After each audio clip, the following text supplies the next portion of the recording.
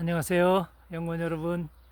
무더위에 잘들 계시죠? 네, 비는 오락가락하고 좀 아주 무덥다 그래야죠. 습도가 낮아서 네, 찐덕찐덕한 그런 날씨를 좀 보여주고 있네요. 이럴 때는 무엇보다도 생수 그리고 소금, 네, 이런 거를 좀 필수적으로다가 수시로 드시는 게 좋습니다. 그 자세한 내용은 또 나중에 한 번 더 말씀드리고요. 네, 오늘은 심화 강의 8번째 마지막 시간입니다. 오늘은 지금까지 이야기해온 고온 발열 발효가 현장에서 어떤 효과를 내는가, 실제 밭에서 어떤 변화가 나타나는가를 중심으로 해서 말씀을 드리겠습니다. 네, 오늘은 25년 6월 30, 네, 6월달이 오늘이 마지막이군요. 네, 월요일 오후 시간입니다. 많은 농민들이 처음 이장집 발효 퇴비를 썼을 때 가장 먼저 하는 말이 이런 겁니다. 농약을 안 쳤는데 병이 안 오네. 벌레가 조금은 있는데 퍼지질 않네. 흙이 부드럽고 확실히 풀도 줄었어. 작물이 쭉쭉 뻗고 색도 못 보던 그러한 색깔이 지금 나타나고 있어. 네, 이렇게요. 이건 단순히 연구원 여러분, 농민 여러분이 실제 경험하면서 이야기하는 그러한 말이었습니다. 이런 것은 단순히 그 연구원이, 그 농민이 그러한 기분의 탓은 아니라는 것이죠. 과학적인 토양의 변화, 생태 변화의 결과라는 것이죠. 생태 변화의 결과요. 고온 발효 퇴비에는 병원균이 거의 남아있지 않고 해충알도 죽고 유익 미생물이 많아서 흙 속 생태계가 청결하고 균형 잡힌 상태로 시작이 된다는 것입니다. 병해충은 지저분한 환경에서 폭발적으로다가 나타나죠. 그런데 그런 환경이 사라졌기 때문에 병이 퍼질 이유도, 해충이 번질 공간도 없어진다는 것이죠. 흙이 좋아지면 뿌리가 잘 내리고 양분과 물이 균일하게 전달됩니다. 그래서 작물이 웃자라지 않고 균일하게 크고 색도 진하고 과일이나 잎의 밀도도 높아집니다. 수확량은 줄지 않고 오히려 안정적으로 유지되거나 늘어난다는 것이죠. 고온 발열 발효 퇴비를 쓰면 미생물이 살아서 계속 토양을 정화합니다. 그 결과 해마다 흙이 더 부드러워지고 뿌리 활착이 빨라지고 지온, 네, 지열이요. 땅의 온도를 말씀드리는 겁니다. 그 지열이 안정되죠. 또한 수분 보유력도 아주 높아집니다. 이건 단지 한 해 수확이 잘 되는 그러한 수준이 아니라 장기적으로 땅이 살아나는 그러한 흐름이라는 것이죠. 제가 일반 퇴비하고 이장집 에너지농법에서 개발한 고온 발열 발효 퇴비하고를 잠깐만 좀 효과에 대한 비교를 좀 말씀드리겠습니다. 병해충 발생, 일반 퇴비는 많이 있죠. 그러나 고온 발열 발효 퇴비를 사용하게 되면 거의 없다라고 그냥, 네, 없습니다. 네, 그래도 거의 없다. 네, 이렇게 자신 있게 말씀드리고요. 농약의 필요성은 어떤가? 필요량, 아주 일반 퇴비는 높습니다. 많이 사용한다는 것. 그리고 이 고온 발열 발효 퇴비를 쓰게 되면 농약은 제로로 갈 수 있다는 것이죠. 수확의 안정성은 어떤가요? 일반 퇴비를 사용하게 되면 해마다 변동이 많지요. 예, 그러나 고온 발열 발효 퇴비를 사용하게 되면 균일하게 나타납니다. 그리고 상향됩니다. 수확량이요.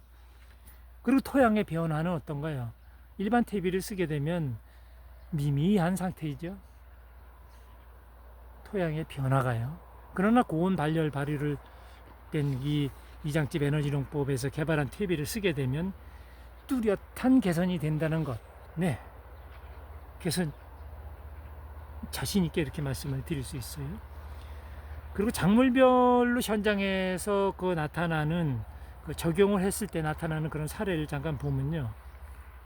오이 같은 거는 흰가루병이나 역병, 녹균병 안 나타나요. 혹시 나타났다 하더라도 좀 물만 조금 좀 수분만 잘 맞춰주면 그냥 사라지는 이런 상태예요. 거의 없다 이렇게 말씀드릴 수 있고요. 뭐 고추 같은 경우에는 역병이나 탄저병 이런 것이 현저하게 나타나죠. 네, 웃자람도 없어지고요. 그리고 상추 뭐 이런 엽채류요, 시금치, 이런 엽채류 같은 것도 고온기에도 굉장히 수세 유지를 잘 하고 있어요. 지금 이제 시작됐죠. 물론 시금치는 여름에는 고냉지로 가야 돼요. 아무 데서는 되는 게 아니는 그런 작목이니까. 그래도 뭐 상추나 이런 엽채류는 많이 드시는 거기 때문에 이런 거를 하는데 굉장히 아주 우수하다. 네, 이렇게 말씀을 드릴 수가 있어요.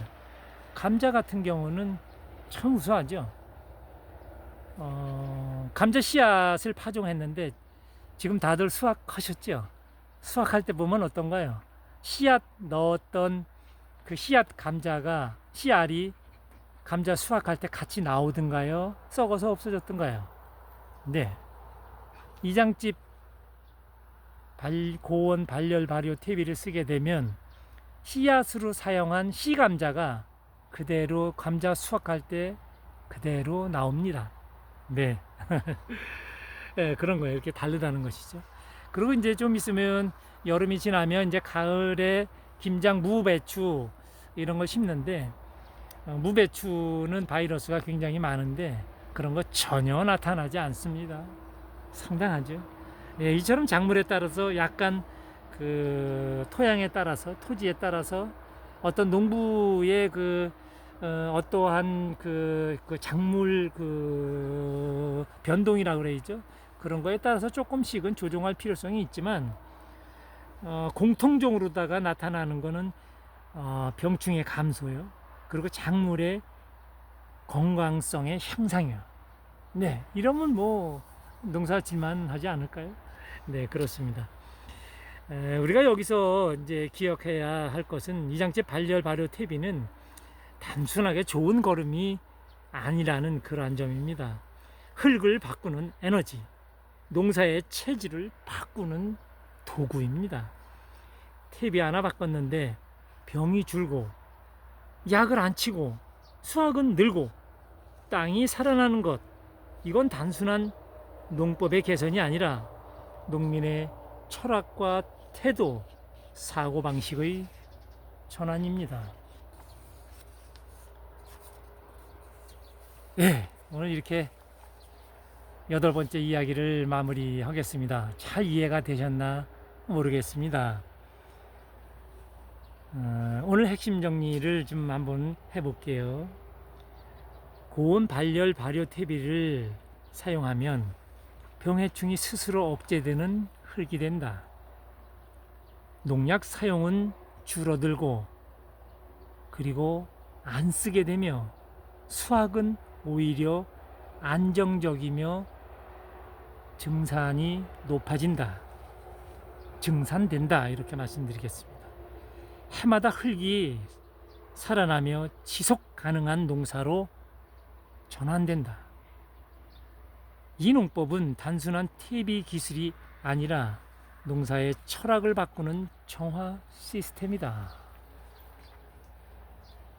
네. 병해충의 원인부터 자연의 정화 원리 8번에 걸쳐서 제가 말씀을 드렸고요. 이장집 고온 발열 발효 기술과 그 효과까지 함께 해봤습니다. 이제 우리는 선택해야 합니다. 계속 싸우는 자연과 싸우는, 농작물을 심어놓고 농작물과 싸우는 어처구니 없는 그런 농사를 할 것인지, 아니면 병해충이 생기지 않는 흙을 만들 것인지, 그 선택이 바로 농사의 미래, 농민의 건강, 자연보호, 사회의 건강 모두 들어있죠. 흙의 생명력을 연구원 여러분들이 불어넣으시길 기원드리겠습니다. 감사합니다. 함께 해주신 연구원 여러분 고맙습니다. 이곳은 양파 수확을 하고 참외, 수박, 오이, 고추, 가지를 현재 경작하고 있는 그러한 토지입니다. 이것도 계속 같이 공유를 해보겠습니다.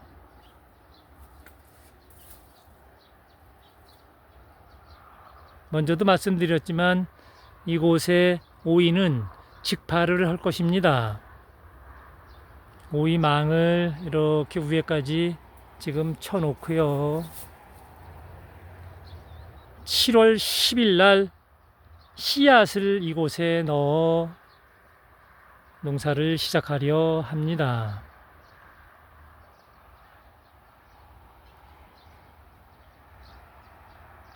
감사합니다.